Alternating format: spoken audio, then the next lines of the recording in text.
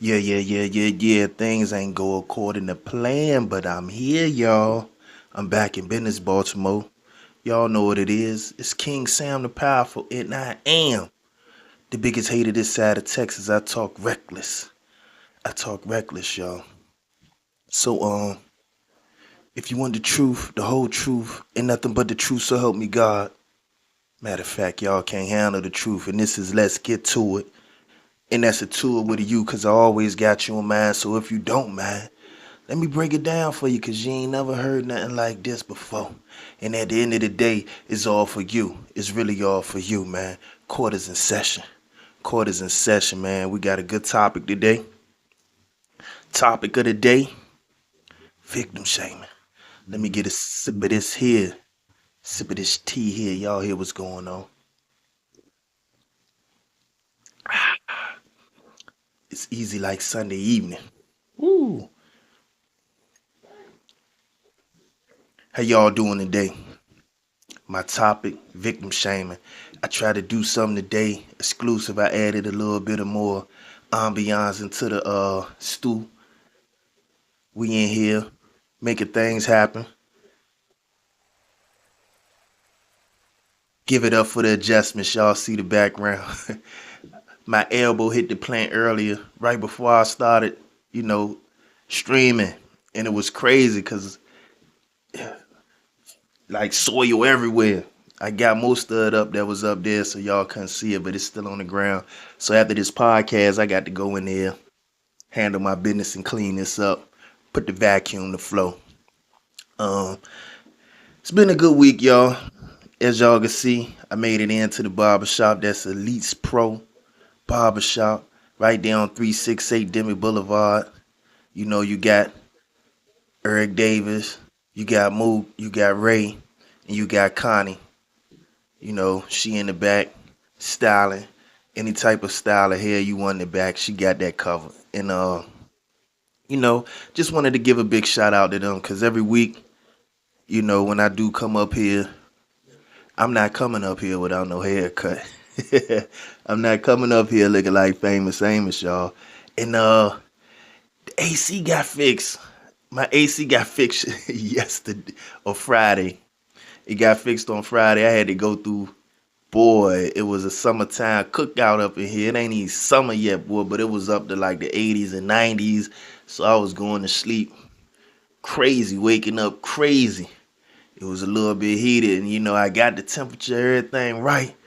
And then I messed around and spilled that and had to clean that up right before. And here I am, shining like an OJ once more. Let me go ahead and get into this topic, victim shaming, man. And you know, I just wanted to bring up a few things dealing with victim shaming and you know what it is. What it is. Like what makes people shame the victim and allow the perpetrator or the assailant or the person who's committing the heinous act off without that type of judgment, man. What makes people shame those who are being hurt, violated, you know, victimized? Why are we shaming those people? Why do we put so much on them?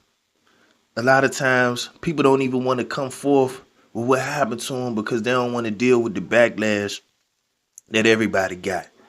And I'm gonna give a few examples of like victim shaming and it's just displaced. And I'm dealing with the Cassie case right now and how a lot of people they piling on her, talk about she enjoyed the freak off, she was trying to get money, but what nobody ever said was that Diddy was innocent. So you could see the crime right in front of you.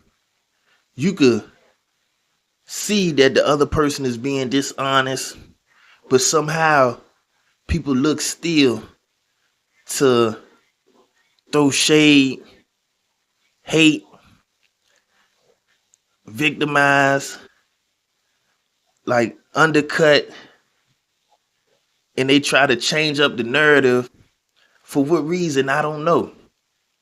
You know, I have my opinions, I think a lot of people that do victim shaming may have committed such heinous acts themselves. And, they side with that person because they don't want to look at themselves as monsters. So they looking for all sorts of excuses. Even when, it might be a whole different situation they went to. They go ahead and accredit that person, but you don't even know that situation because you wasn't there. It may sound similar to yours and yours may be different from theirs, but you don't know.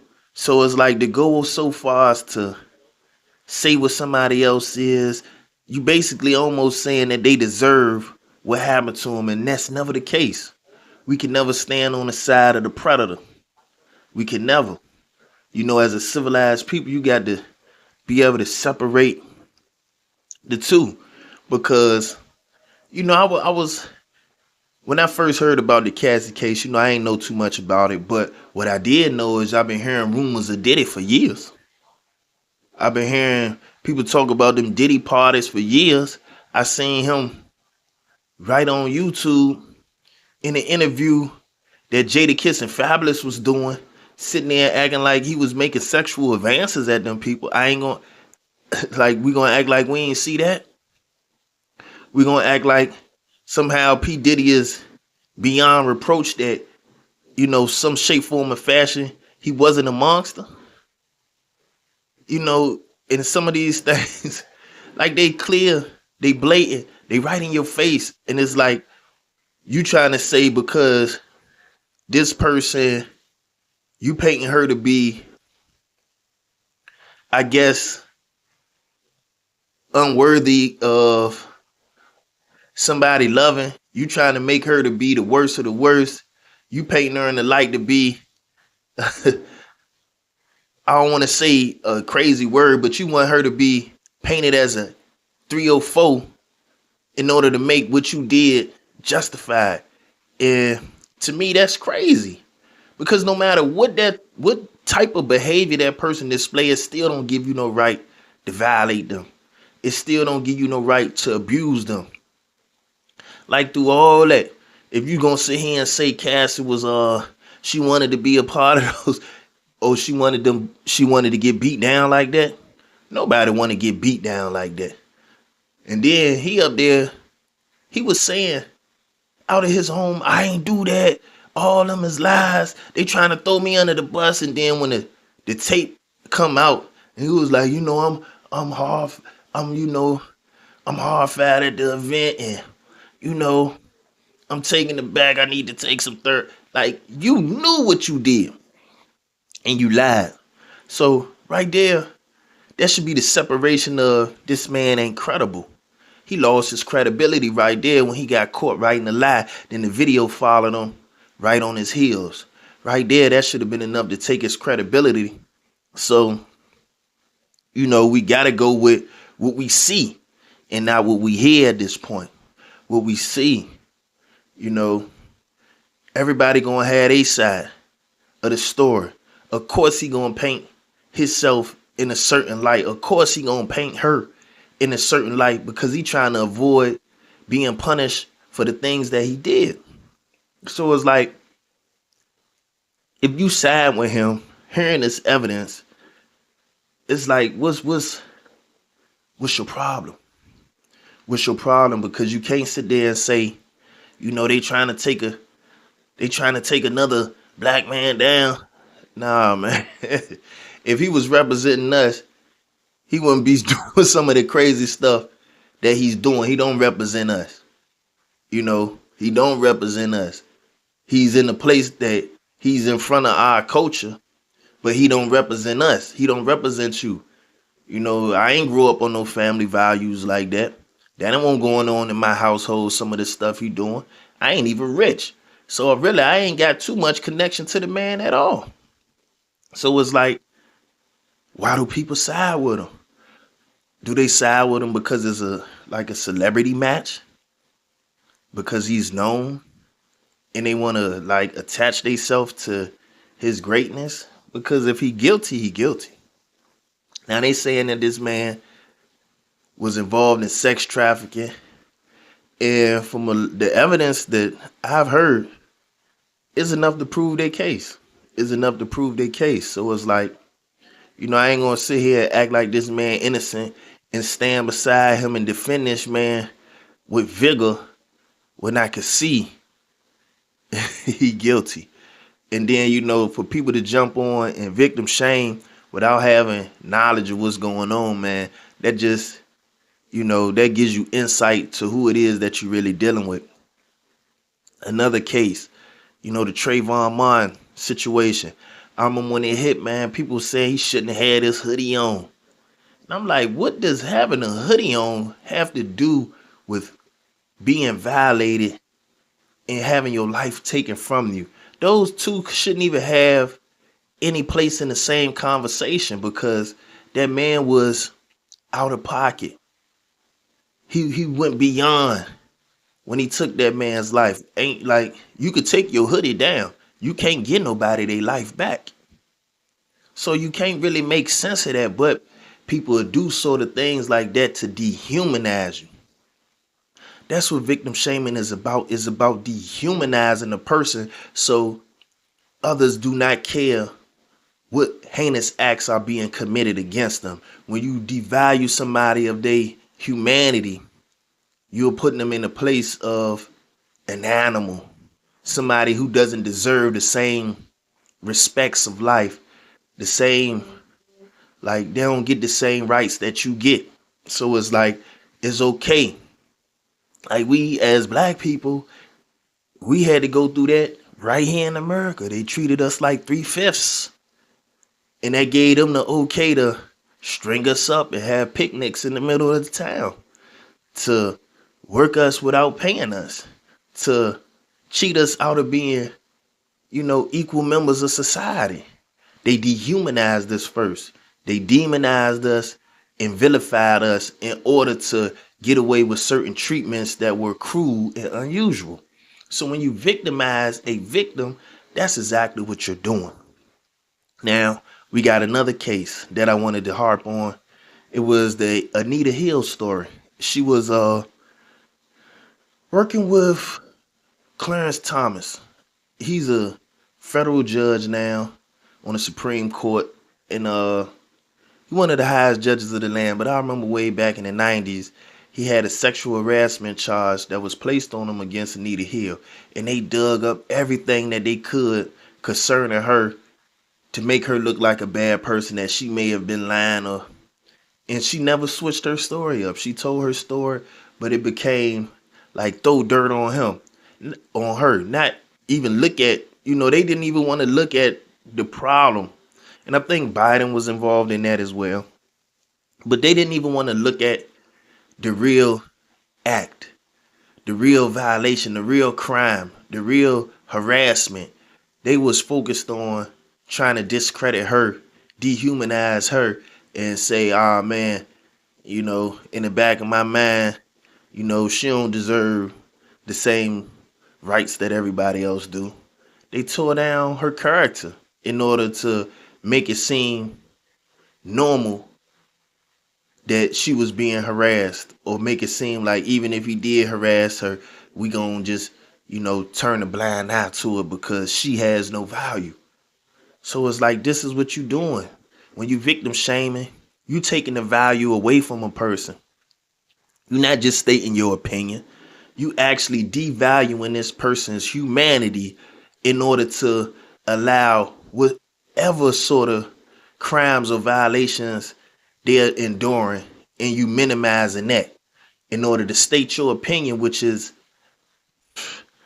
99.9.999% of the time an assumption and is incorrect anyway.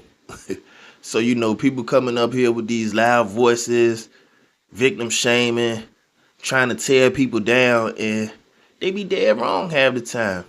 When history reveals itself, they always on the wrong side, but they got the loudest voices. And, I would like to say, man, I think some of them people are heinous. Not only is their behavior heinous, but when you check their background, they got some of the same stuff in their background. They got some of the same sexual deviations in the background. They deviants. Some of them, they heinous criminals at heart. That's why they always side with those who mirror what they might do themselves or have done in the past themselves. So you just got to, man, when you hear people victim shaming, man, it should send red flags off in your head.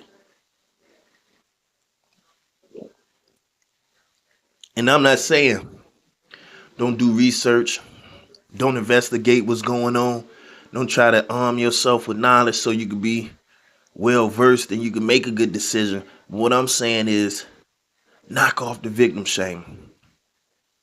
Because the only type of people who does stuff like that are people who are, at their core rotten. You at your core, you rotten. Some people are rotten for money.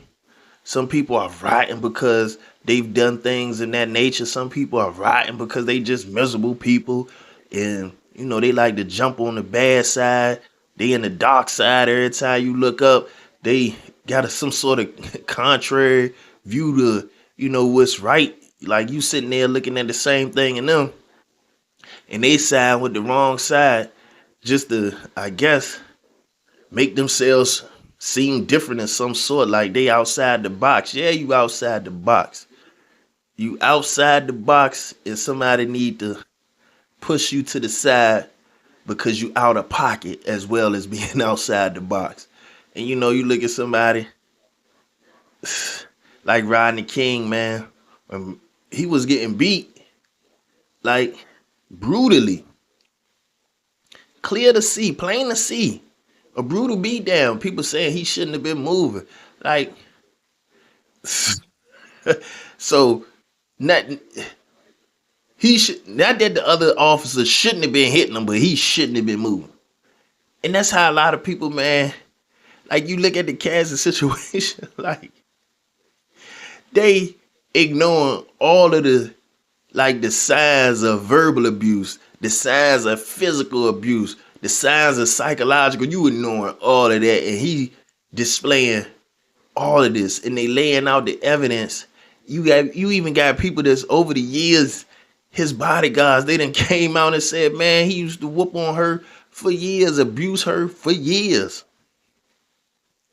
And these, like, man, to me, it's beyond words, man. It's beyond comprehension how people could, always side with that. I don't know if it's the predator nature inside a man, or some of these people, they just easily duped or manipulated into a narrative that somebody paint for you.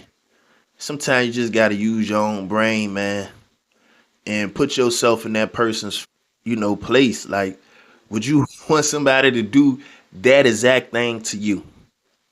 Regardless of how you got there, would you want somebody to violate you as they were doing that other person?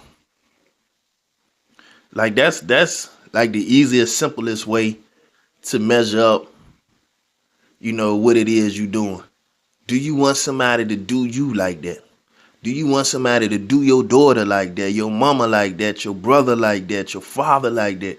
Do you want somebody to do that to you? And if the answer is yes, you don't even need to be listening to this podcast, because obviously you need some therapy or something wrong with you. If the answer is yes, that you want to be violated and criminalized, and you want to be put inside of a box, and you want to be hurt, you want somebody knee on the back of your neck like your name George Floyd. No. And like it's getting to the point that they like you see everything right in front of your face. You see it. Like we sat there and watched this man callously have his knee on the back of George Floyd's neck. You could see the man on footage choking, and you could see this man become unresponsive, and he sat there uncaring, didn't want to check whatever was going on through his head. There was no concern for this man that lay underneath him dying. So it's like, man, and people made excuses for that. They shamed, oh, this man did this, he did that. But does any of that deserves having your life taken? If you was him up under that knee, would you want somebody to you know, step in and intervene? Would you want the Lord to come in and save you? You don't believe in God. Would you want something to intervene in that situation so you can see your family once again? So you could take another breath? So you could live another day? Hmm? That's the real question. Do you want some sort of second chance? Do you want some sort of mercy? Do you want some sort of like compassion? Then if you want it, why nobody else can't get it? Why is that so? Why is that individual to you? Why you the only one to get compassion? Why you the only one that want a second chance? Why you the only one? Like, make it make sense, y'all. And I'm talking to each one of the viewers. If you out here victim shaming, need to take an eternal look. You know, take an inventory in yourself and try to figure out why it is you victim shaming. Because you shouldn't. If you ain't got no clear cut like evidence, if you don't got knowledge of what's going on, sometimes just don't speak on it. Don't try to relate it to you because it's not you. It's not what you've been through. You don't even know what's going on. So it's like, man, let's step back for a second, man. And let's take our foot off the gas when it comes to being, I say, uncompassionate. Have some compassion for the next person. And let's stop shaming the victim. Let's stop coming down on the person the crime was perpetrated against as if they the criminal. Let's look at the criminal as if it's the criminal. And if we ain't got enough evidence, let's just not even make a determination on it yet. Let's wait till we got enough information to figure out what's going on before we pass judgment. And with that, I'm out of here, y'all. I'm gonna give a shout out to a couple people before I go though. But this was another episode, another successful, man. When I came into this jump, like I said, man, I knocked the blue one over. I was sitting trying to adjust my seat and my elbow, boop, knocked that joint over, soil everywhere, man. I had to do a quick clean up before I came in. And I worked my way through that. So after this, I got to vacuum up. But y'all know what this is, man. This Let's Get To It. We done did it again. And that's a tool with you because I always got you in mind. So if you don't, man, we broke it down for you. So at the end of the day, man, it's all for you. It's really all for you. And I am King Sound the Powerful, the biggest hater this side of Texas. I be talking reckless, y'all. So if y'all want the truth, the whole truth, and nothing but the truth, so help me God. Matter of fact, y'all can't handle the truth. My case is closed. Court is adjourned. Court is adjourned. My case is closed, y'all. And I'm out of here, man. Oh, matter of fact, before I get out of here, let me get these shout outs right quick, man. I'm going to give a shout out to Sunrise Kitchen, Bath, and Closets. Transforming your homes, making the process of remodeling simple. They got 3 locations, one in Hampton, right there on Mercury Boulevard. They got one in Chesapeake and one in Virginia Beach. I'm going to give a shout out to Elite's Pro Barbershop. That's 368 Demi Boulevard. Right there, right across from the 7-Eleven. You can't miss it, man. Go in there, man. He turn you into a new man. Connie turning women to new women, man. Having you walk out of there feeling like somebody. And I'm gonna give a shout out to Mario Button. He got On the Stoop. He got Button Boulevard. He on all platforms. I want to give another shout out to my main man, Jamal.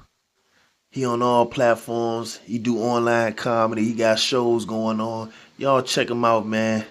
And if I can't lead y'all in the right directions, if y'all got any questions, drop a comment, man. I'll link y'all to all this stuff I'm talking about. But yeah, I'm gonna get out of here.